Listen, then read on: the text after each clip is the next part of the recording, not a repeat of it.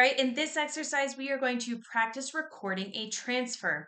The exercise is going to be over here on the right-hand side, and this is pulled from our basic level ProAdvisor certification course. If you would like more information about that after we do this exercise, click on the link below in the description. Let's dive right in and see what we're going to do today. Craig has a big expense coming up, so he transferred $750 from his savings account to his checking account. So, how would you record this? Let's find out.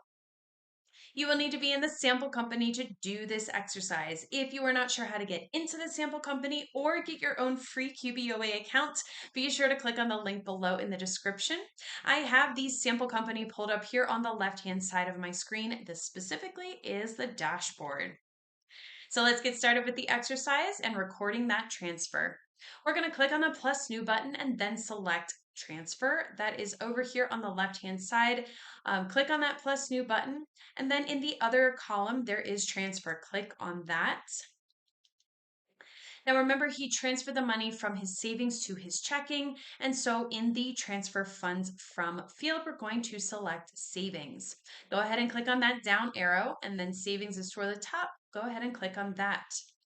Now you'll note that once it is selected, QBO will display the current amount in the account on the right-hand side of the screen. This is the amount in QBO, not the actual bank balance. So if it's a little bit different, if you haven't reconciled, if there's, things that haven't been added from the bank feeds, there could be a slew of reasons why it's not exactly what is in the actual bank account, what is matching in QBO and the bank account are not synced up. Just know that this balance is what is in QBO. This is not the actual bank balance. In the transfer funds to field, we're going to select checking. Go ahead and click on that down arrow and then select checking. Once again, you're seeing this balance here. This is the balance in QuickBooks.